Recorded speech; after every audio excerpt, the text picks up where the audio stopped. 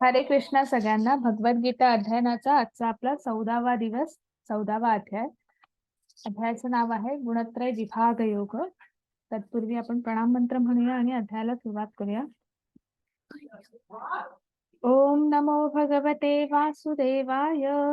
ओम नमो भगवते वासुदेवाय. ओम नमो भगवते वासुदेवाय. गुरुर्ब्रह्मा गुरुर्विष्णू गुरुर्देवो महेश्वर. गुरु साक्षात परब्रह्म तस्मै श्री गुरवे नमः. ओम अज्ञानतिमिरान्धस्य ज्ञानाञ्जनशलाकया चक्षुरुन्मिलितं येन तस्मै श्री गुरवे नमः. नमः ओम विष्णुपादाय कृष्णपृष्ठाय भूतले श्रीमते भक्ति वेदांत स्वामी इति नामिने. नमस्ते सरस्वती देवी गौरवाणी प्रचारिणे निर्विशेष शून्यवादी पाश्चात्य देशतारिणे. जय श्री कृष्ण चैतन्य प्रभो नित्यानंद श्री अद्वैत गदाधर श्रीवासादि गौर भक्त वृंद. हरे कृष्ण कृष्ण कृष्ण हरे हरे, हरे राम राम राम हरे हरे. हरे कृष्ण कृष्ण कृष्ण हरे हरे, हरे राम राम राम हरे हरे. हरे कृष्ण कृष्ण कृष्ण हरे हरे, हरे राम राम राम हरे हरे. हरे कृष्ण कृष्ण कृष्ण हरे हरे, हरे राम राम राम हरे हरे.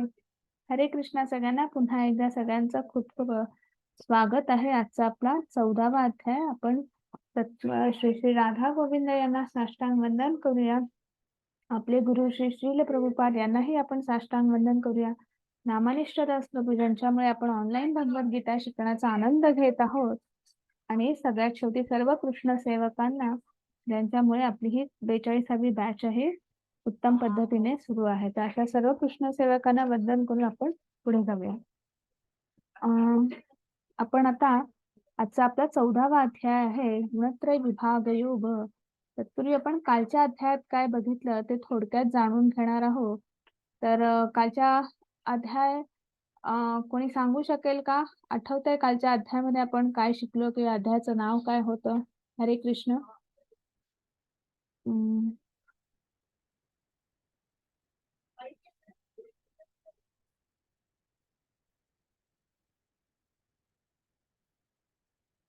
नाही आठवत आहे, हरकत नाही. कालचा आपला अध्याय होता. आपण कालपासून एका भगवद्गीतेच्या नवीन टप्प्यावर किंवा नवीन पडावावर सुरुवात केलेली आहे. आपला नवीन टप्पा आहे ज्ञानयोग. आणि भगवंतांनी पहिलाच जो अध्याय होता म्हणजे 13वा अध्याय जो आहे ज्ञानयोगातला, त्याच्यामध्ये भगवंतांनी अर्जुनाचे 6 प्रश्न होते आणि त्या 6 प्रश्नांची उत्तरं दिली होती. कालच्या अध्यायाचं नाव होते क्षेत्र क्षेत्रज्ञ विभाग योग. आणि मग त्याच्यामध्ये अर्जुनाचे 6 प्रश्न होते की क्षेत्र काय आहे, क्षेत्रज्ञ काय आहे, प्रकृती कोण आहे, पुरुष कोण आहे, आणि मग ज्ञान काय आहे, हे याचं विस्तृत वर्णन आपण कालच्या अध्यायात पाहिलं होतं. तर क्षेत्र आणि क्षेत्रज्ञ, क्षेत्र म्हणजे आपल्याला हे जे शरीर मिळालेलं आहे, मग ते स्थूल शरीर आणि सूक्ष्म शरीर, हे 24 घटक आपण पाहिलेले आहेत. त्यांच्या संघाने मिळून हे एक शरीररूपी यंत्र आपल्याला मिळालेलं आहे. आणि त्या शरीररूपी यंत्राला क्षेत्र असं म्हटलेलं आहे. आणि त्या क्षेत्राला चेतना देणारा म्हणजे आपला आत्मा आणि त्या आत्म्यामध्ये स्थित असलेला परमात्मा, हे मिळून हे म्हणजे क्षेत्रज्ञ. आणि हे सगळं मिळून आपलं हे आपण एक सजीव किंवा आपण ह्या ज्या 84 लक्ष योनी ज्या आहेत, यांची निर्मिती झालेली आहे किंवा आपण ही जी आजूबाजूला ही भौतिक सृष्टी बघतो आहे, ही भौतिक प्रकृती बघतो आहे, तर याची सगळी निर्मिती झालेली आहे. आणि मग ज्ञान काय आहे, तर जो हे जाणतो, जो ह्यातला फरक जाणतो, की हे शरीर आणि मग ह्या शरीराभोवती बरोबर असलेल्या आपल्या ह्या भावना, त्या त्या 24 घटकांनी त्यांच्या संयोगाने निर्माण झालेल्या अनेक ज्याला आपण षड्रिपू म्हणतो. आपल्या भावना असतील, आपल्यातला मत्सर असेल, आपल्यातली सुख-दुःख, तर हे त्या शी म्हणजे त्या क्षेत्राशी निगडीत आहे. पण आपला आत्मा हा त्याहून वेगळा आहे, परमात्मा वेगळा आहे. हे जो जाणतो आणि तशा पद्धतीने त्याचं आपलं आचरण असतं, तशा पद्धतीने तो आपलं जीवन व्यतीत करत असतो. तर त्याला ज्ञान असं म्हटलेलं आहे किंवा ते जाणून घेण्याची प्रक्रिया जी आहे, त्याला ज्ञान प्राप्त करायची प्रक्रिया असं म्हटलेलं आहे. मग ज्ञानाचं ध्येय काय आहे? तर ज्ञानाचं ध्येय असं आहे, की जो परमात्मा परमेश्वर आहे, जो तिन्ही लोकांचा स्वामी आहे, भगवंत ज्याला आपण भगवान असं म्हणतो, भगवान श्रीकृष्ण, तर त्यांच्यापर्यंत जाणं किंवा तो की त्या आपल्याला मुक्ती मिळणं किंवा ज्याला आपण वैकुंठ धामामध्ये जाणं, हे जे आपण म्हणतो, तर तो जो प्रवास आहे किंवा ते जे प्रोसेस आहे, म्हणजेच आपल्याला आपल्या ध्येयापर्यंत मनुष्य जन्म जो आहे, मनुष्य जन्माचा आपला उद्देश काय आहे, तो जाणून घेणं आणि तशा पद्धतीने जे ज्ञान घेतलेलं आहे, त्याचं अनुशीलन करणं. तर हीच आपल्या ज्ञानाचं आपलं उपयोग असेल किंवा ते आपलं ध्येय असेल. आणि मग प्रकृती, पुरुष, मग प्रकृती, ह्या प्रकृतीमध्ये आपण आहोत, की ह्या प्रकृतीच्या मध्ये आपण अडकलेलो आहोत किंवा त्या प्रकृतीमध्ये आपण जन्माला आलेले आहोत. आणि म्हणून काय होतं आहे, की आपण आपण 5व्या अध्यायात शिकलो होतो, की भगवान श्रीकृष्ण म्हणजे भोक्तारम यज्ञ तपसा म्हणजे कर्ता कोण आहे? कुठल्याही गोष्टीचा कर्ता कोण आहे? तर भगवान श्रीकृष्ण आहेत. पण आपण काय समजतो, की आपण स्वतःला कर्ता समजतो, की हे मी करतो आहे माझ्या आनंदासाठी, माझ्या सुखासाठी, माझ्यामुळे झालं आहे. तर हा आपण स्वतःला कर्ता समजतो. स्वतःला आपण आणि म्हणून काय होतं आहे, की कारणं गुण संगोष्टे. मग आपण या प्रकृतीमध्ये बद्ध असल्यामुळे, प्रकृतीमध्ये अडकल्यामुळे त्या 24 घटक जे आहेत ते सतत कार्यरत असतात आणि त्याचा परिणाम असा होतो, की आपला आत्मा जो आहे तो बद्ध आत्मा होतो आणि त्याचा परिणाम म्हणून आपण पुन्हा-पुन्हा जन्म-मृत्यूच्या विळख्यात अडकलेलो आहोत. पुन्हा-पुन्हा आपण जन्म घेतो आहोत. मग त्या 84 लक्ष योनीपैकी कुठल्याही योनीमध्ये आपला जन्म होतो. जसं आपलं कर्म तशा पद्धतीने आपला तो जन्म. आणि जो हे जाणतो, जो हे क्रिस्टल क्लिअर बघतो आहे, त्याला ज्ञानाची दृष्टी असं म्हणतात, की तो ह्या दोन्ही गोष्टी अलगद आपलं शरीर हे वेगळं आहे आणि आपला आत्मा आणि आपला आत्मा एक वेगळा आहे आणि आपला आत्मा हा शाश्वत आहे आणि त्याला परमात्म्यापर्यंत पोहोचवायचं आहे किंवा त्याला मुक्त करायचं आहे. जो हे जाणतो त्यालाच ज्ञानाची दृष्टी असं म्हणतात आणि आपणच नाही तर आपल्या आजूबाजूला सुद्धा प्रत्येक ठिकाणी भगवंताचा अंश आहे, परमात्म्याचा अंश आहे. आणि अशा पद्धतीने मग त्याच्या ज्ञानाचं अनुशीलन करत जीवन व्यतीत करतो म्हणजे सगळ्यांशी समभाव, मैत्री भाव अशा पद्धतीने त्याचं जे वागणं असतं. मग फक्त मनुष्य प्राणी का तर नाही, आजूबाजूला पशु, पक्षी, झाडं, झुडपं, निसर्ग ह्या सगळ्यावर तो समानतेने बघतो आहे. सगळीकडे एकच दृष्टी की हे सगळे ईश्वराचे अंश आहेत. जसा माझ्यात ईश्वराचा अंश आहे, तसे हे सुद्धा ह्या सगळ्यामध्ये ईश्वराचा अंश आहे. तर ही जी दृष्टी आहे, ही ज्ञानाची दृष्टी आहे. आणि इथेच कुठेतरी काल आपण थांबलेलो होतो आणि आजचा आपला अध्याय आहे, काय झालं? 1 मिनिट हं, हं. आजचा आपला 14वा अध्याय. 14वा अध्याय असा आहे, की आपण अगदी दुसऱ्या अध्यायापासून कुठेतरी एखादा श्लोक असतो, कुठेतरी आपण सतत ऐकलो आहोत, की आपण 3 गुणांमध्ये बद्ध आहोत, 3 गुणांमध्ये अडकलेले आहोत. मग ते 3 गुण सतत कार्यरत आहेत. रजोगुण, सत्वगुण, तमोगुण. मग ते गुण आहे तरी काय? नेमके काय आहे? ते कसं त्यांचा प्रभाव आपल्यावर कसा आहे? तर हे आपल्याला आता 14व्या अध्यायात पण भगवंत सांगत आहेत. त्याच्यानंतर ह्या 3 गुणांवरच आपण 17व्या अध्यायात पण बोलणार आहोत आणि काही श्लोक जे आहेत 18व्या अध्यायातले, त्याच्यामध्ये सुद्धा काही ह्या 3 गुणांवर आपण बोलणार आहोत. तर आजच्या अध्यायात आपल्याला बघायचं आहे, की 3 गुणांनी आपला आत्मा कसा बद्ध होतो. त्याच्यानंतर आपल्या ह्या 3 गुणांमध्ये बद्ध आत्मा झाल्यामुळे मग त्याची वैशिष्ट्य काय आहेत? आपली कृती कशी असते? आपलं कर्म कसं असतं? रोजच्या आपल्या क्रिया कशा असतात? मग ह्या 3 गुणांच्या प्रभावाखाली असल्यावर जर मृत्यू आला तर काय होतं? आणि मग ह्या 3 गुणांच्या पलीकडे आपण जाऊ शकतो का? तर हो, जाऊ शकतो आणि त्याला गुणातीत असं म्हणतात. तर हे सगळं कुठेतरी आपण आजच्या अध्यायात बघणार आहोत. तर सुरुवातीलाच भगवंत म्हणत आहेत, धन्य भगवान म्हणाले, सर्व ऋषी मुनींनी परमसिद्धी प्राप्त केलेली आहे. हे जाणून मी तुम्हाला हे परमज्ञान सर्व ज्ञानापेक्षा श्रेष्ठ ज्ञान पुन्हा पुन्हा सांगेन. मग भगवंत सांगत आहेत, की जे ज्ञान मी सांगतो आहे, जे ज्ञान तुला देतो आहे, तर ते ज्ञान ऐकून, नुसतं ऐकून नाही, तर त्या ज्ञानाच्या अनुशीलनाने त्यांनी परमसिद्धी प्राप्त केलेल्या आहेत. आणि म्हणून हे जे परमज्ञान आहे, हे शाश्वत असं ज्ञान आहे. ज्याला भगवंत राजविद्या असं म्हणत आहेत. तर हे मी तुला पुन्हा एकदा सांगतो आहे आणि तू पुन्हा एकदा ऐकतात शृणू असं इथे भगवंत म्हणत आहेत. या ज्ञानामध्ये स्थिर होऊन मनुष्य माझ्या स्वतःसारख्या दिव्य स्वभावाची प्राप्ती करू शकतो. याप्रमाणे स्थिर झाल्यावर मनुष्य सृष्टीच्या वेळी जन्म घेत नाही किंवा प्रलयाच्या वेळी व्यथित होत नाही. मग ज्याला भगवंत सांगत आहेत, की ज्याने हे ज्ञान जाणलेलं आहे, त्याचं जो अनुशीलन करतो आहे, तो निश्चित माझ्या अशा शाश्वत धामाची प्राप्ती करतो आहे, वैकुंठ धामाची प्राप्ती करतो आहे, मोक्षधामाची प्राप्ती करतो आहे.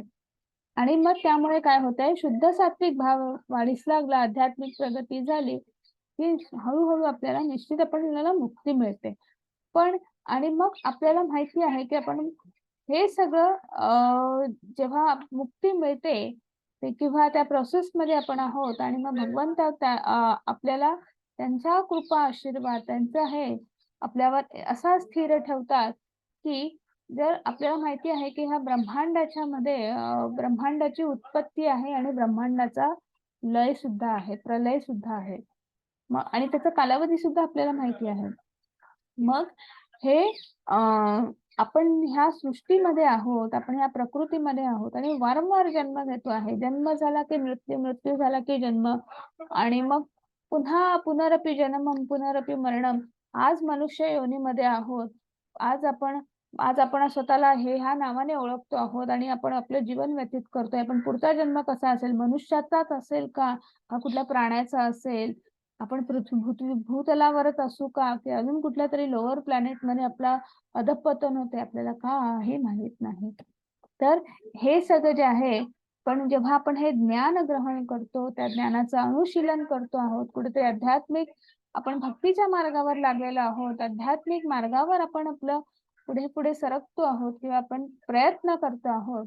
तर अशा लोकांचे निश्चितच भगवंत काय सांगतात, की सृष्टीच्या वेळी पुन्हा जन्म होत नाही. म्हणजे सृष्टी उत्पन्न झाली म्हणून पुन्हा जन्माला आले. कारण मागच्या सृष्टी जेव्हा प्रलय झाली होती, तेव्हा ते त्याच्यात असहाय्यपणे विरघळले होते. त्यांना काहीच कुठे जायला सोयच नव्हती. त्यामुळे त्या प्रलयामध्ये ते विरघळून गेले होते. आणि पुन्हा जेव्हा सृष्टीची नव्याने निर्मिती झाली, म्हणजे ब्रह्मदेवाचा दिवस उजाडला, ज्याला आपण कल्प असं म्हणतो. तर तो कल्प आल्यानंतर पुन्हा एकदा सृष्टीची निर्मिती झाली आणि मग पुन्हा हे असहाय्य जीव जे आहेत, अनेक असहाय्य जीव जे आहेत, त्यांचा पुन्हा जन्म होतो आहे. पुन्हा एका कुठल्यातरी जी योनी धारण करत आहेत. तर हे सगळं जे आहे, आपण जर भगवंताची भक्ती केली, तर हे सगळं आपण थांबवू शकतो किंवा याच्यातनं आपण बाहेर पडू शकतो. सर्व योनिषु कौंतेय मूर्तय संभवन्ति या तासां ब्रह्म महद योनिरहं बीजप्रद पिता. मग हे कौंतेय भौतिक प्रकृतीमध्ये जन्म घेऊन सर्व योनी प्रकट होत असतात आणि मी बीज प्रदान करणारा पिता आहे. पुन्हा पुन्हा भगवंत सांगता आहेत, की आपलं आणि भगवंतांचं काय नातं आहे.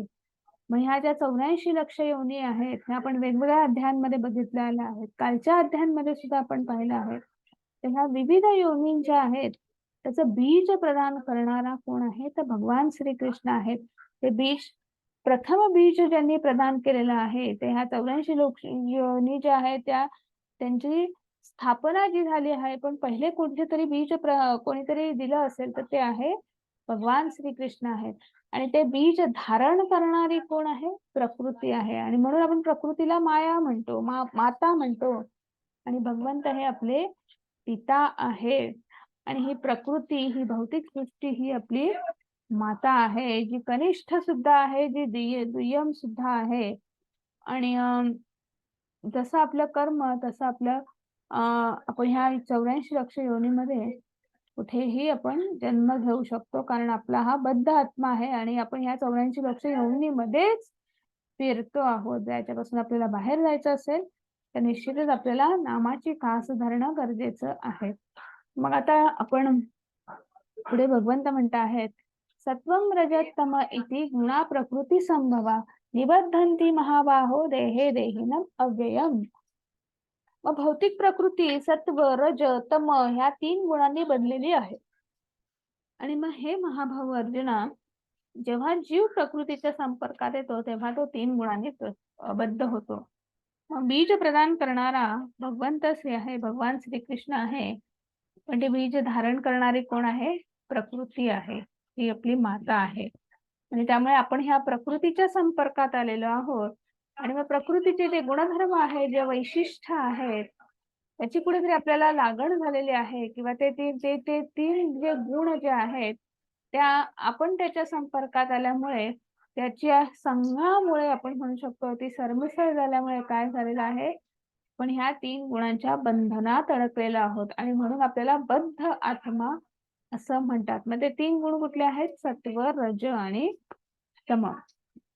आणि मग पुढे म्हणत आहेत, तत्र सत्वं निर्मलत्वा प्रकाश कमनायमयम सुखसंगेन बध्नाति ज्ञानसंगेन च अनघ. मग हे अनघ अर्जुना, सत्वगुण इतरांपेक्षा निर्मळ असल्यामुळे प्रकाशमयी आहे आणि तो मनुष्याला सर्व पापातून मुक्त करतो. हे सत्वगुणामध्ये स्थित आहे ते सुख ज्ञानाच्या भावनेने बद्ध होतात. मग सत्वगुण जो आहे म्हणजे रज तम सत्व, मग आता ही सत्वगुणाची जणू व्याख्या सांगितल्यासारखं सत्वगुण जो आहे तो निर्मळ आहे, शुद्ध स्वच्छ आहे आणि तो प्रकाशमयी आहे. आणि तो मनुष्याला सत्वगुण जसं जसं वाढीस लागतो तसं तसं आपल्या पापांचं क्षालन होत जातं.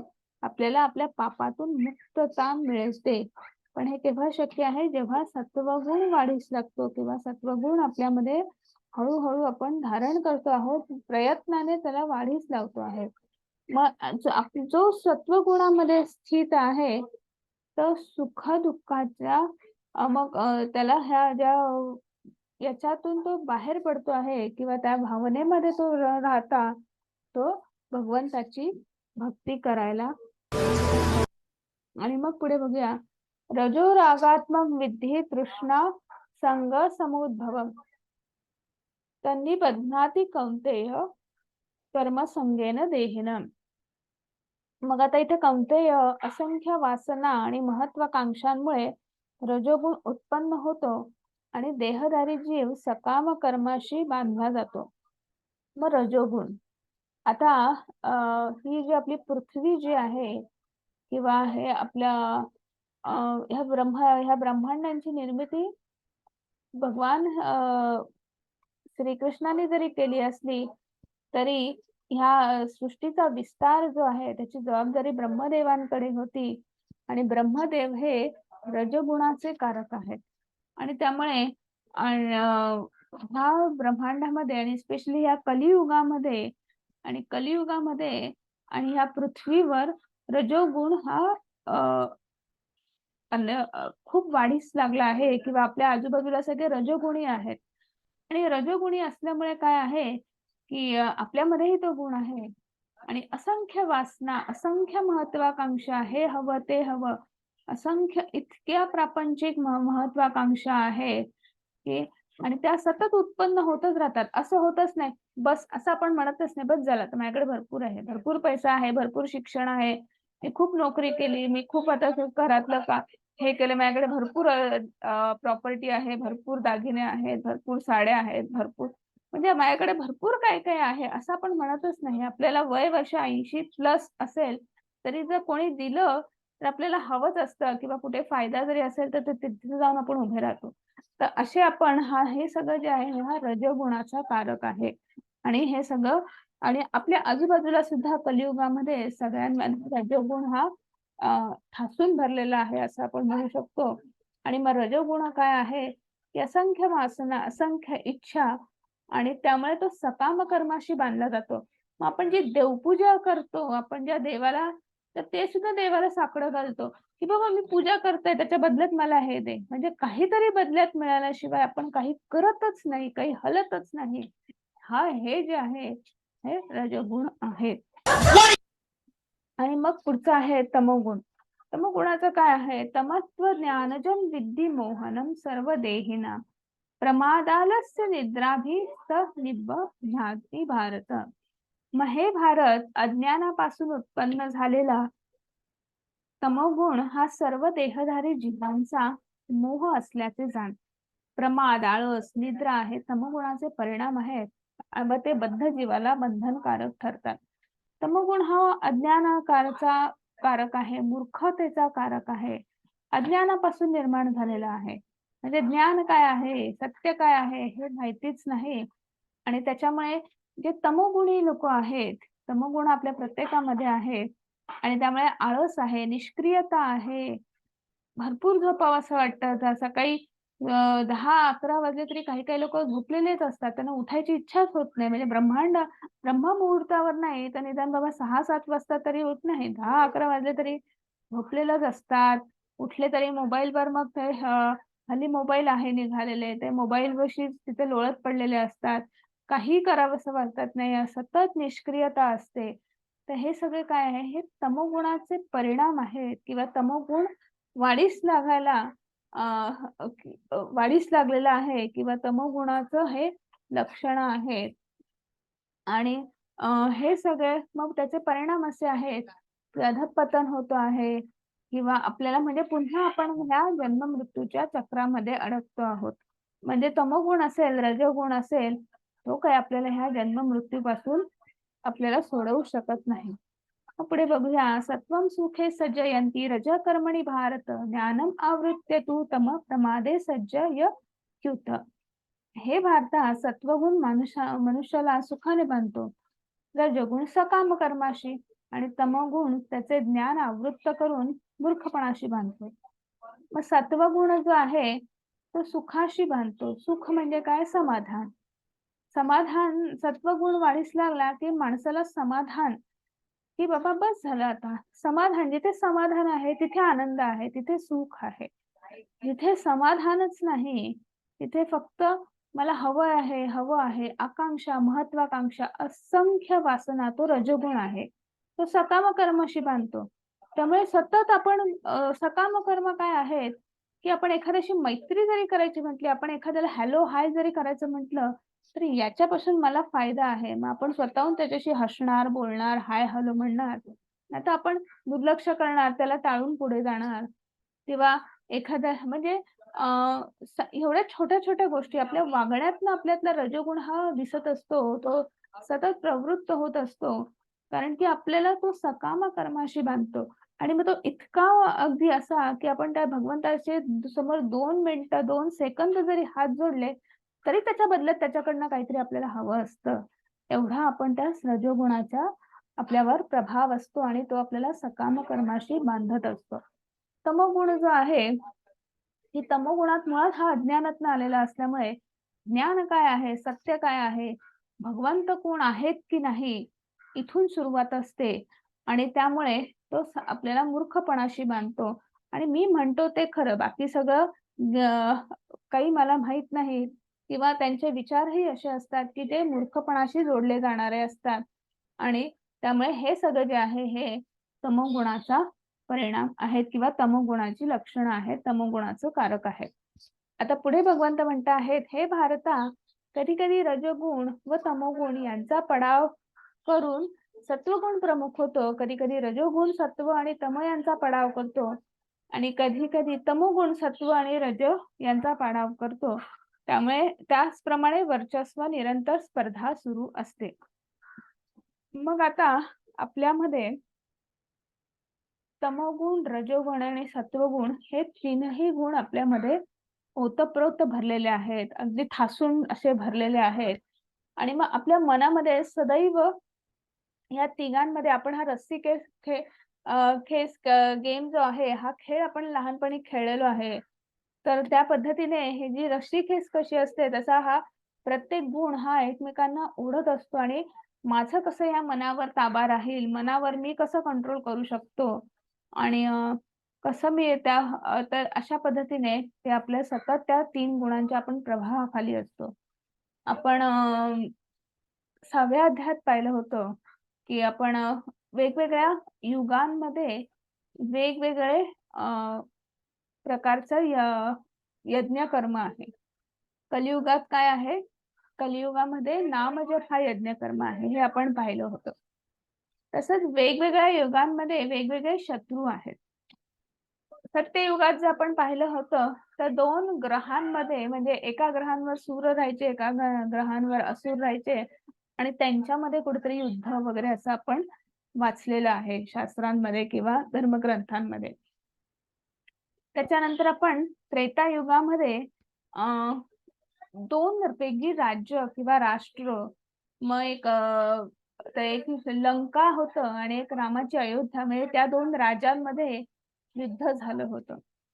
त्याच्यानंतर द्वापार युगामध्ये एकाच कुटुंबामध्ये अ, राज्य गादीवरून किंवा अ, त्याच्या सिंहासनावरून किंवा राज्यावरून म्हणजे आपल्या आजच्या भाषेत सांगायचं झालं, तर प्रॉपर्टीसाठी आपण म्हणू शकतो, तर त्याच्यामध्येच अ, मोठ्या काकांची मुलं आणि लहान काकांची मुलं म्हणजे एकाच कुटुंबामध्ये 2 भावंडांमध्ये युद्ध झालं होतं. कलियुगामध्ये ना 2 राष्ट्र आहे, ना राज्य आहे, ना काही 2 हे कलियुगामध्ये आपलंच आपल्याशी युद्ध आहे. आणि आपलं आपल्याशी का युद्ध आहे? कारण हे तिन्ही गुण आपल्यामध्ये असे ठासून भरलेले आहेत. रजोगुण कलियुगाचा कारक आहे. त्यामुळे इतक्या आकांक्षा, इतक्या महत्वाकांक्षा आणि त्या पूर्ण करण्यासाठी आपल्याला असं वाटतं मीच बरोबर आहे. मला ते हवंच आहे. मी ते केलंच पाहिजे. मग वाममार्गाने सुद्धा पूर्ण केलंच पाहिजे.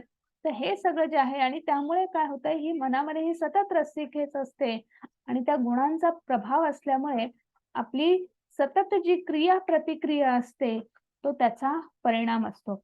म्हणून बघा नेहमी आपल्याला म्हणतात, की पहाटे लवकर उठा, पहाटेच्या वेळी अभ्यास करा, सगळी कामं देवपूजा पहाटेच्या वेळी करा. सगळी जी मोठी चांगली-चांगली कामं असतात, ती तुम्ही पहाटेच्या वेळी करा. बिझनेसमन असाल, तर तुम्ही सांगतात, की प्लॅनिंग पहाटेच्या वेळी करा. कारण तो सत्वगुणाचा प्रभाव असतो.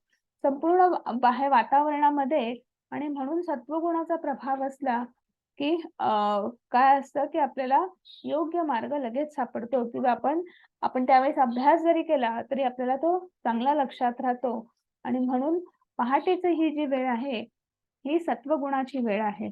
नंतरची 9 ते 5 ही वेळ रजोगुणाची आहे. म्हणून बघा सगळे ऑफिसेस तेव्हा त्यावेळेस ऑफिसचं टायमिंगच ते आहे, की एवढं आपलं पॅशन कंप्लीट करण्यासाठी आपल्या महत्वाकांक्षा, आपल्या इच्छा पूर्ण करण्यासाठी आपण स्वतःला इतकं कामामध्ये गुंतवलेलं असतो, की 9 ते 5 ही वेळ. आणि नंतर संध्याकाळी बघा आपल्याला आपले पूर्वज सांगायचे, "तिन्ही सांजेला दिवाबत्तीच्या वेळेस घरात पाहिजे." हो की नाही? आणि त्याच्यानंतर घराच्या बाहेर पडायचं नाही.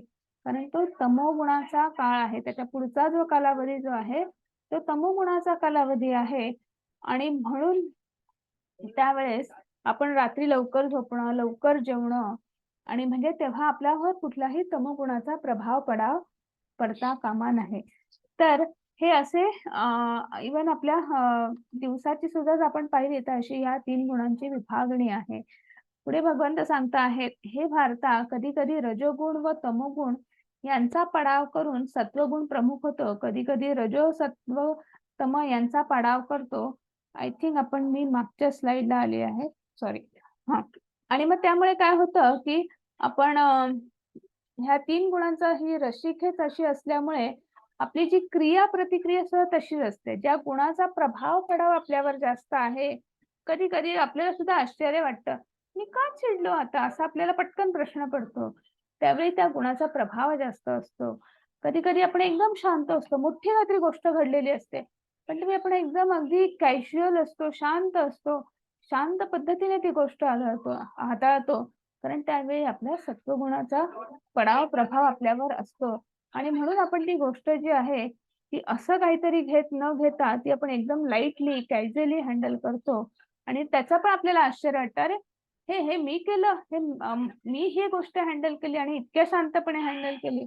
तर असे हे जे आपल्या वागण्यामध्ये आपल्याला जर काही प्रश्न पडत असतात, त्याचं उत्तर हे 3 गुण आहे, हा 14वा अध्याय आहे.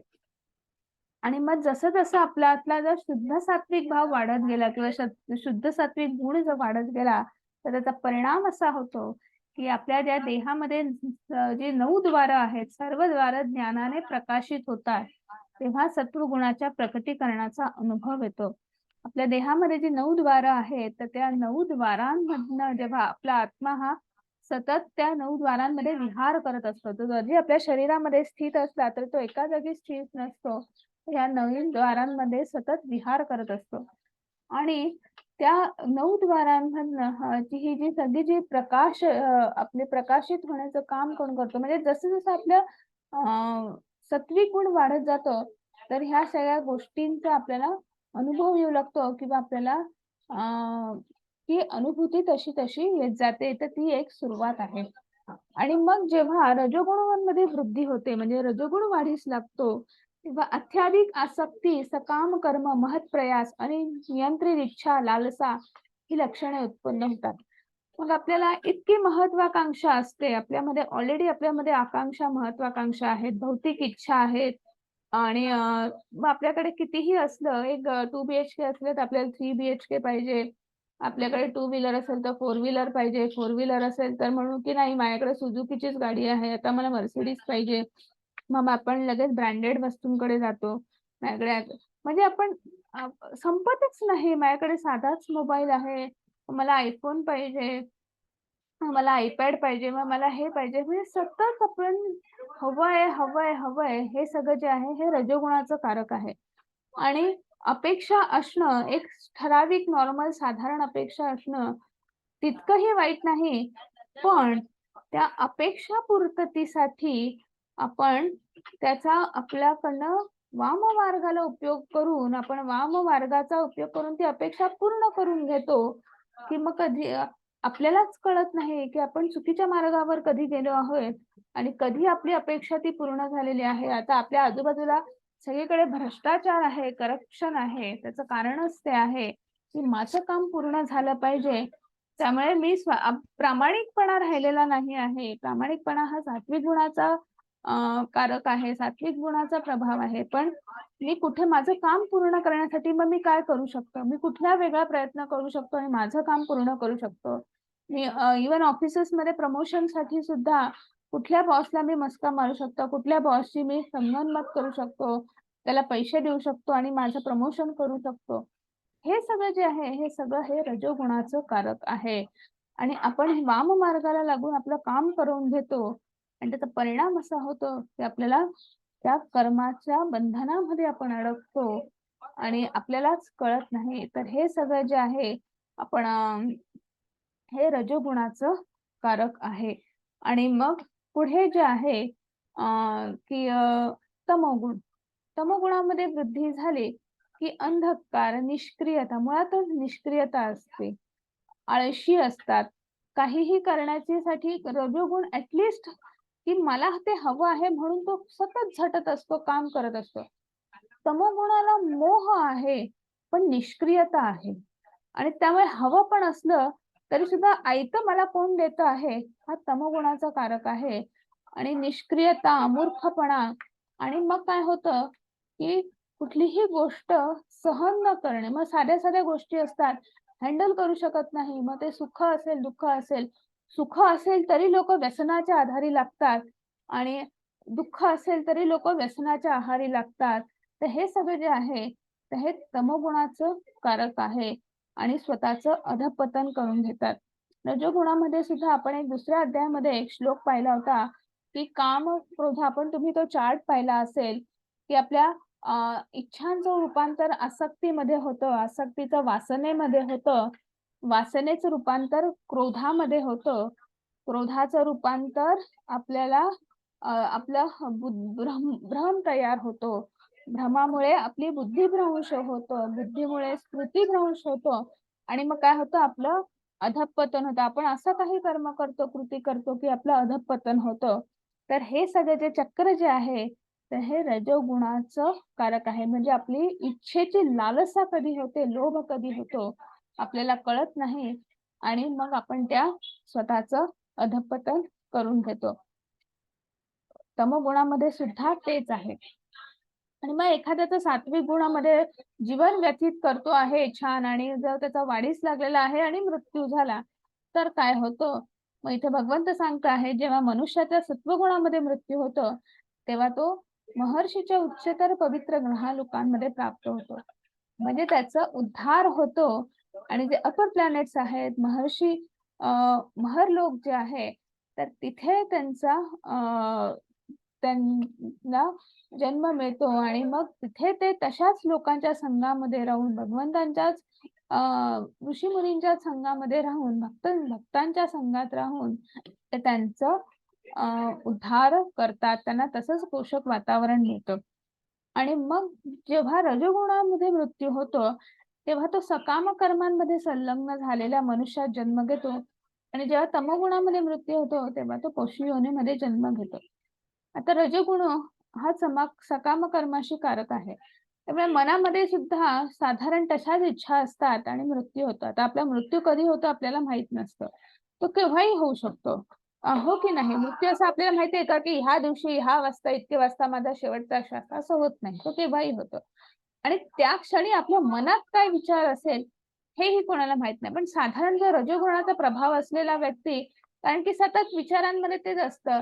हे पाहिजे आहे, असं पाहिजे आहे, हे मला एवढंच मिळालं, ते नाही मिळालं आणि मग काय पाहिजे आहे, काय मग काहीतरी वस्तू रूपात असेल, खाण्याच्या स्वरूपात असेल, म्हणजे खाण्याचा सुद्धा मोह असतोच ना, की कितीही हे नाही, हे पाहिजे, ते पाहिजे, वेगवेगळं काहीही असेल, तर त्या रूपामध्ये किंवा त्याच्या विचारांमध्ये आपण अ, त्या सकाम कर्मामध्ये आपण विचार करतो. करता आपला शेवटचा क्षण कधी येतो, कधी मृत्यू होतो समजत नाही आणि मग पुढचा जन्मही तसाच मिळतो.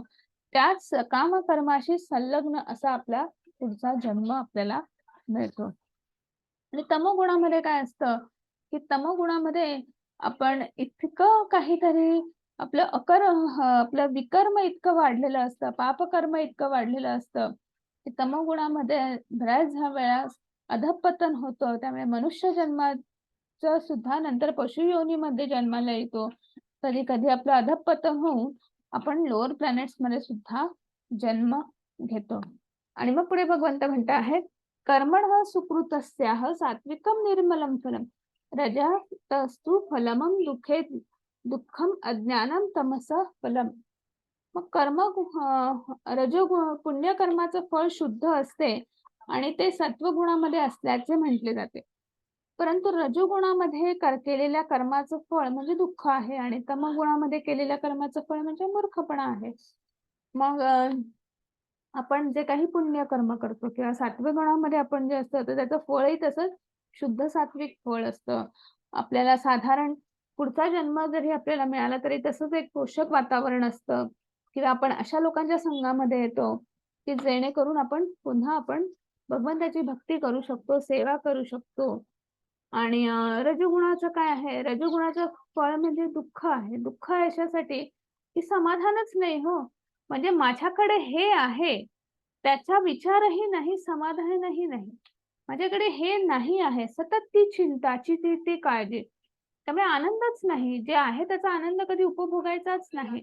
जे नाही आहे सतत त्याचा विचार आणि त्याची चिंता आणि मी ते कसं मिळवलं पाहिजे?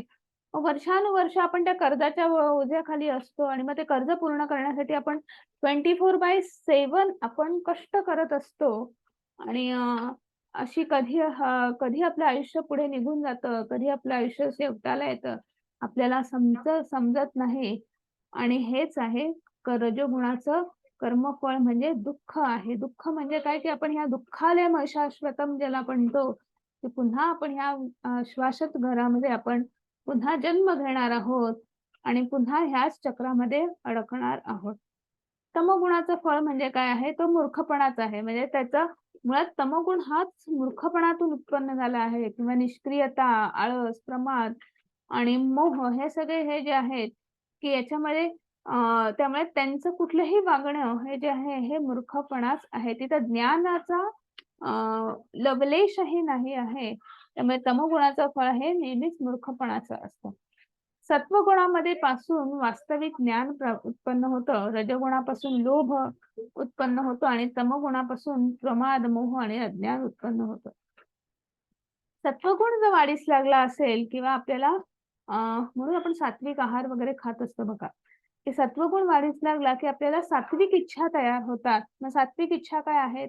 की बघा आपल्या आणि जे आपण कर्म करतो आहोत त्याच्यापासून आपल्याला आनंद मिळतो, की आपल्या इच्छेविरुद्ध जरी आपल्याला कोणीतरी सांगितलं, जबरदस्तीने आपल्या हातात कोणी माळ दिली आणि सांगितलं, "बरं, नामजप कर." तर आपण करू का? नाही करणार. ती इच्छा मनापासून तयार व्हायला पाहिजे आणि ती इच्छा स्थिरावली पाहिजे. हे सात्विक गुण करू शकतो. भगवद्गीतेचं पुस्तक माझ्या हातात आपल्या प्रत्येकाच्या घरात भगवद्गीता आहे. प्रत्येकाच्या घरात आहे. असं एखादंच घर सापडेल, की ज्याच्या घरी नाही आहे. मग तुमच्या घरात तुमची आजी वाचत असेल, आजोबा वाचत असतील, कोणीतरी वाचत असेल, कोणीतरी गिफ्ट दिली असेल, कुठल्यातरी आपल्या अ, अ, ज्या असतात की नाही आपल्या घरामध्ये ज्या पोथ्या असतात त्याच्यामध्ये असेल. पण आपण कधी वाचत नाही हो. कारण की आपली ती इच्छाही होत नाही. मग काही कारण असेल. पण ती जी इच्छा न होणं आणि ज्या क्षणी ती इच्छा होते म्हणजे आपल्यातली ती सात्विक इच्छा जी आहे त्याचं प्रकटीकरण झालेलं आहे. आणि म्हणून आपण ती भगवद्गीता कुठेतरी वाचायला घेतली आहे किंवा कुठेतरी रजिस्ट्रेशन करतो आहोत आणि त्या भगवद्गीता आपण एक श्लोक शिकतो आहोत, म्हणायला शिकतो आहे, त्याचा अर्थ समजून घेतो आहे. तर हे सगळं जे आहे, तर हे सात्विक गुणापासून उत्पन्न होणारं किंवा ह्या इच्छा आणि त्याच्यापासून आपण मग ते ज्ञान घ्यायला सुरुवात करतो. आणि मग हळू-हळू जसं त्या ज्ञानाचं अनुशीलन आणि मग तशी हळू-हळू आपला आध्यात्मिक प्रवास सुरू होतो. रजोगुणामध्ये लोभ, लोभ, लोभ, लोभ, की हवंय, हवंय, हवंय. आपल्या हवंपणा इतका आहे, की रजोगुण म्हटलं, की मला आकांक्षांची अशी लिस्टच असते. आपण त्याला बकेट लिस्ट सुद्धा म्हणू शकतो, की मला हे हवंय, ते हवंय आणि आपल्याला भेटणारे सुद्धा रजोगुणामध्ये असेच असतात, की इन्व्हेस्टमेंट ॲडवायझर. मग तुमची बकेट लिस्ट काय आहे? तुम्हाला इथे फॉरेन ट्रिप हे आहे, तुमच्याकडे 2 बीएचके आहे का? मग 3 बीएचके, मग 4 व्हीलर आहे का? असे आपल्याला भेटणारे पण आपल्याला कारण की सगळे पृथ्वी तलावर, सगळे भूतलावर आजूबाजूला तेच आहेत. त्यामुळे जे आहेत असं मग कोणी म्हणत नाही, "अय्या तुझ्याकडे हे आहे, तू किती समाधानी आहे." असं म्हणत नाही. तुझ्याकडे हे नाही आहे, मग याच्यासाठी तू हे केलं पाहिजे. आणि हा जो लोभ जो आहे, हा रजोगुणापासून उत्पन्न होतो. तमोगुणाचा काय, की आळस, अज्ञानातून उत्पन्न झालेला आहे. त्यामुळे ज्ञान काय आहे, हेच माहीत नाही. त्यामुळे सतत निष्क्रियता असते आणि मग तिथे सतत गोष्टींचा मोह आहे. पण आयतं कसं कोणीतरी देईल आणि तर हे सगळं जे आहे, हे तमोगुणापासून बनलेलं आहे. आणि मग आता अ, जर इथे भगवंत सांगत आहेत, की आपण त्याचे परिणाम कसे होत आहेत? तर ऊर्ध्वं गच्छन्ति सत्वस्था मध्ये तिष्ठती राजसा. जन जघन्य गुणवृत्तिस्था अधो गच्छन्ति तामसा. सत्वगुणी मनुष्य क्रमशः ऊर्ध्वगतीने उच्चतर लोकांमध्ये जातात. रजोगुणी मनुष्य पृथ्वी लोकात वास करतात आणि जे निंद्य तमगुणात स्थित आहे ते नरक लोकांमध्ये अधःपतन होतं. मग इथे आपल्याला दिसतंय बघा, एरोप्लेन कसा टेक ऑफ घेतो आहे. तर जसं सत्वगुणामध्ये हळू-हळू वाढीस लागतो, सत्वगुणामध्ये आपण वावरायला लागतो, तर तो हळू क्रमशः म्हणजे लगेच आज सत्वगुण वाढीस लागला आणि उद्या म्हणजे आज मी नामजप करायला लागलो आणि उद्या मी सात्विक झालो, होत नाही. हळू क्रमशः आपलं अ, आपला उद्धार व्हायला सुरुवात होते. की त्याच्यासाठी सुद्धा आपल्याला जन्म घालवावे लागतात आणि हळू आपण उच्चतर लोकांमध्ये आपला जन्म होतो. आपण हे आपल्याला हा गोलोक चार्ट आता आपल्याला माहिती आहे. तर आपण ह्या भूलोकावर आहोत. आपण ह्या अर्थ प्लॅनेटवर आहोत. तर हे आपलं ब्रह्मांड आहे. या ब्रह्मांडामध्ये स्थित गर्भोदक्षाय विष्णू आणि गर्भोदक्षाय विष्णूंच्या नाभी कमलातून हे ब्रह्मदेव ची निर्मिती झालेली आहे आणि ब्रह्मदेवांनी ह्या सर्व सृष्टीचं निर्माण केलेली आहे. आणि मग या सृष्टीचं पालन करण्यासाठी गर्भोदक्षाय विष्णू यांचाच विस्तार आपण म्हणू शकतो. क्षीरोदक्षाय विष्णू ज्यांना आपण परमात्मा असं म्हणतो, जे आपल्या सगळ्यांच्या हृदयामध्ये स्थित आहेत. आणि मग जे रजोगुणामध्ये आहेत, ते ह्या अर्थ प्लॅनेटवर, ह्या पृथ्वी लोकावर पुन्हा-पुन्हा जन्म घेत असतात. जे अ, ज्यांचा सात्विक गुण वाढीस लागलेला आहे, मग ते हळू-हळू स्वर्गलोक असेल, महर्लोक असेल, जनलोक असेल, तर ह्या सगळ्या लोकांमध्ये त्यांचा हळू-हळू अ, उद्धार होतो. आणि जे अ, काय म्हणू शकतो आपण, जे तमोगुणामध्ये आहेत, त्या तमोगुणामध्ये असलेल्यांचा अधःपतन होतो. तर कधी-कधी त्यांचे तमोगुण इतके वाढीस लागलेले असतात, इतके विकर्म वाढलेले असतात, की विकर्म करता-करता त्यांचं कधीही ह्या लोअर प्लॅनेट्समध्ये अधःपतन होतं, कधी नरकात जातात, ह्याचं त्यांनाच समजत नाही किंवा अ, आणि मग पुढे भगवंत सांगत आहेत, जेव्हा मनुष्य योग्य रीतीने पाहतो, की सर्व कर्मांचा प्राकृतिक गुणांखेरीज इतर कोणीही करता नाही. जो या सर्व गुणांच्या पलीकडे असणाऱ्या परमपुरुषाला जाणतो, तो माझ्या आध्यात्मिक स्वभावाला प्राप्त होतो. मग पुन्हा तेच कालचा अध्याय, की हे 3 गुण जे आहेत, ते ह्या प्रकृतीशी संबंधित आहेत आणि त्या 24 घटकांमध्ये आपण अडकल्यामुळे आपल्याला ते शरीररूपी यंत्र जे मिळालेलं आहे, ते त्या 24 घटकांनी बनलेलं आहे. त्यातला एक घटक म्हणजे अव्यक्त, म्हणजेच 3 गुण आणि त्या 3 गुणांमध्ये आपण अडकलेलो आहोत आणि म्हणून आपल्याला आपल्यामध्ये ह्या क्रिया, प्रतिक्रिया, हे राग, लोभ हे सगळे उत्पन्न होत आहेत. या इच्छा, आकांक्षा, या भावना उत्पन्न होत आहेत. हे जो जाणतो आणि मी कर्ता नाही आहे आणि कर्ता कोणीतरी वेगळं आहे, भगवान श्रीकृष्ण आहेत आणि तर हे जो जाणतो आणि जो त्रयस्थ पद्धतीने ह्या 2 गोष्टी बघू शकतो, तर तो निश्चित आध्यात्मिक प्रगती साधू शकतो आणि तो ह्या 3 गुणांवर निश्चित नियंत्रण मिळवू शकतो. मग पुढे भगवंत म्हणतायत, जेव्हा देहधारी जीव भौतिक शरीराशी संबंधित ह्या 3 गुणांच्या पलीकडे जाण्यास समर्थ होतो, तेव्हा तो जन्म, मृत्यू, जरा आणि त्यापासून होणाऱ्या दुःखांतून मुक्त होऊन याच जीवनात अमृताचा अनुभव घेतो. मग जो गुणातीत होतो किंवा जो ह्या 3 गुणांवर नियंत्रण मिळवतो, तो ह्याच जीवनामध्ये जन्म, मृत्यू, जरा, व्याधी हे जे 4 आपले मूलभूत दुःख आहेत, तर याच्यापासून किंवा आपले मेन दुःख हे जे दुःख जे आहेत, ते ह्या बाजूला सारून आपण ह्याच जीवनामध्ये अमृतानुभव ते घेऊ शकतात, असं भगवंत सांगत आहेत. म्हणजे तो आनंद, ते सच्चिद आनंद जो आहे, तो ते घेऊ शकतात. मग अर्जुन विचारत आहे, अर्जुनाचा लगेच प्रश्न आहे, की "हे प्रभो, त्रिगुणांच्या अतीत असणारा मनुष्य कोणत्या लक्षणांनी ओळखला जातो? त्याचं आचरण कसं आहे? तो प्राकृतिक गुणांच्या पलीकडे कसा जातो?" आणि त्यावर भगवंतांनी पुन्हा एक जणू काही व्याख्याच सांगितल्यासारखी सांगितलेलं आहे. भगवान श्रीकृष्ण म्हणतात, "हे पांडुपुत्र अर्जुना, जो प्रकाश, आसक्ती, मोह यांची उपस्थिती असताना त्यांचा द्वेष करत नाही किंवा ते नाहीसे जरी झाले तरी त्याची आकांक्षा करीत नाही. तो 3 गुणांच्या प्रभावामध्ये अविचलित आणि निश्चल राहतो. केवळ त्रिगुणच सक्रिय आहेत हे जाणून उदासीन आणि दिव्य राहतो. जो आत्मस्थित आहे आणि सुख-दुःखाला सारखंच मानतो. जो माती, दगड, सोन्याकडे समदृष्टीने पाहतो. जो प्रिय आणि अप्रिय यांच्याबद्दलचा समभाव राखतो. जो धीर आहे, जो स्तुती व निंदा, मान व अपमान याकडे समभावाने पाहतो. जो मित्र आणि शत्रू यांच्याशी सारखंच वर्तणूक करतो. ज्याने सर्व भौतिक कर्माचा परित्याग केलेला आहे, त्या मनुष्याला गुणातीत असं म्हणतात. मग जो गुणातीत आहे, मग गुणातीत असेल, नम्र असेल, ह्या सगळ्यांच्या व्याख्या ज्या आहेत ना, ह्या सगळ्या सारख्या आहेत. मोर ऑर लेस सगळ्या सेम आहे किंवा भगवंतांचा प्रिय लाडका भक्त जर तुम्ही बघितलं तर साधारण सगळ्यांचे एकच, म्हणजे तुम्ही आध्यात्मिक प्रगती ह्या जेव्हा ह्या आसक्तींपासून जेव्हा तुम्ही बाजूला होतात, तेव्हा तुम्ही हळू-हळू एक-एक टप्पे पार पाडत जातात. मग तुम्ही 3 गुणांवर नियंत्रण मिळवतात. तुम्ही गुणातीत होतात. म्हणजे काय, की सगळ्यात पहिली गोष्ट ते हे भौतिक आसक्तींचा त्याग करणं किंवा आपण ह्या 3 गुणांमध्ये अडकलेलो आहोत. अ, म्हणजे आपण ह्या जसं आत्ताच मी सांगितलं, आपण कालच्या अध्यायात पाहिलं आहे, की ज्या 24 घटकांपासून आपलं शरीर बनलेलं आहे आणि त्या 24 घटकांमधला एक घटक अव्यक्त म्हणजे हे 3 गुण आणि त्यामुळे आपल्यामध्ये वेगवेगळ्या भावना तयार होत आहेत. वेगवेगळ्या आकांक्षा, वेगवेगळ्या इच्छा, सुख, दुःख ह्या त्या 3 गुणांचा परिणाम आहे. आणि मग त्यामुळे हे ज्याला जाणतं हे जे अगदी क्रिस्टल क्लिअर आहे, की हे ह्या सगळं शरीराशी निगडीत आहे. आत्मा वेगळा आहे.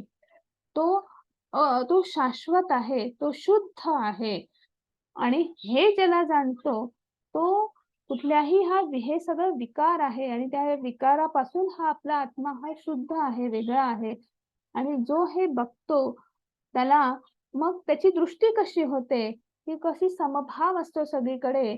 आपल्या सर्वत्र भगवंताचे अंश आहेत. भगवंत हा कर्ता आहे आणि आपण हे जे काही आयुष्य आपण जगतो आहोत, हा जो प्रपंच आहे, हे जे आपले कुटुंबीय आहेत, हे कशासाठी? आपल्याला हे भगवंतांनी हे आपल्याला त्यांच्या आनंदासाठी आपण हे कुटुंब ह्याचा हा सदस्य आहोत आणि आपण हे सगळा प्रपंच करतो आहोत.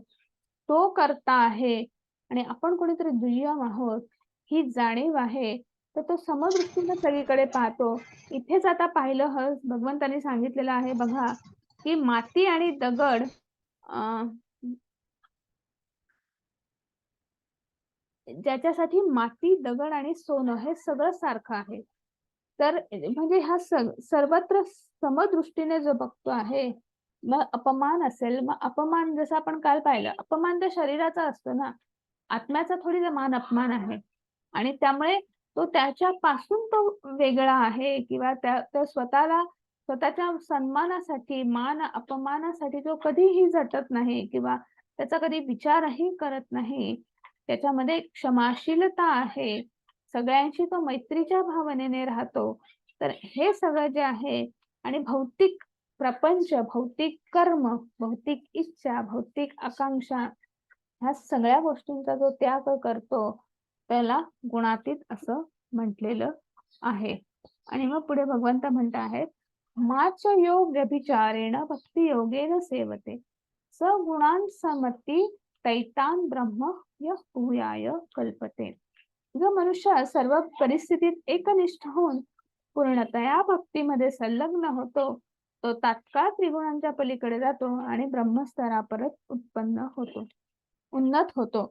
मग आता ब्रह्मस्तर आपल्याला पुन्हा माहिती आहे. सर्वत्र समभाव, समान दृष्टी. आपण बऱ्याच श्लोकांमध्ये ब्रह्मस्तर पाहिलेला आहे. कालच्या पण आपण श्लोकात पाहिला. तर सर्वत्र समभाव, सगळ्यांना एकाच दृष्टीने भगवंताचे अंश आहेत. मी भगवंताचा अंश आहे. समोर सुद्धा सगळे भगवंताचे अंश आहेत. त्यामुळे तिथे तो मैत्रीभाव आपोआप येतो. तो समभाव आपोआप येतो. हॅलो, हरे कृष्ण. जय माताजी. हरे कृष्ण. मी जरा लिव्ह करतेय, मला गाण्याचा क्लास आहे आता. हो हो, हरे कृष्ण. हरे जय कृष्ण. कृष्ण. हरे सॉरी. आणि जे ब्रह्मस्तरापर्यंत उन्नत होतो तर आणि मग पुढे भगवंत म्हणत आहेत, ब्रह्मणो हि प्रतिष्ठाहं मृतस्य व्यस्य च शाश्वतस्य च धर्मस्य सुखस्य कांतिकस्य च. आणि परमसुखाची स्वाभाविक स्थिती असणाऱ्या अमृत आणि अव्यय आणि शाश्वत निर्विशेष ब्रह्मज्योतींचा आधार मी आहे. मग इथे भगवंत सांगत आहेत, की ज्याला हे माहिती आहे, की ब्रह्मांड एक वेगळं आहे आणि ज्योतिर्ब्रह्म हे एक वेगळं आहे आणि त्या परमसुखाच्या अनुभूती घेण्यासाठी त्या शाश्वत धामाचा किंवा त्या मोक्षधामाचा, त्या वैकुंठ धामाचा निर्मिती मी केलेली आहे किंवा आधार मी आहे, आधारस्तंभ मी आहे, जो स्वयंप्रकाशित आहे. आपण ज्याला ज्योतिर्ब्रह्म सुद्धा म्हणतो किंवा ब्रह्मज्योतिर असं म्हणतात. तर ते जे स्वयंप्रकाशित आहे आणि तिथे आपल्याला हे सगळे अनुभव येत आहे, जे शाश्वत असं आहे. तर अशा जो कोणी गुणातीत आहे, तर त्याला ह्या सगळ्या गोष्टींचं ज्ञान किंवा हे दिव्य ज्ञानाची प्राप्ती होते. आणि मग पुढे इथेच आपला आजचा अध्याय संपतो आहे. आजच्या अध्यायात आपण पाहिलं, की 3 गुणांनी आत्मा कसा बद्ध होतो. त्याच्यानंतर वैशिष्ट्य आणि मग त्या 3 गुणांचे वैशिष्ट्य काय आहेत? 3 गुणांमध्ये असल्यावर आपली कृती कशी असते? त्या 3 गुणांमध्ये असल्यावर आपला मृत्यू झाल्यावर काय होतं? आणि गुणातीत होणं म्हणजे काय? किंवा ह्या 3 गुणांवर आपण नियंत्रण कसं मिळवू शकतो? हे कुठेतरी आजच्या अध्यायामध्ये भगवंतांनी सांगितलेलं आहे. इथेच आपला आजचा अध्याय संपला आहे. हरे कृष्णा सगळ्यांना.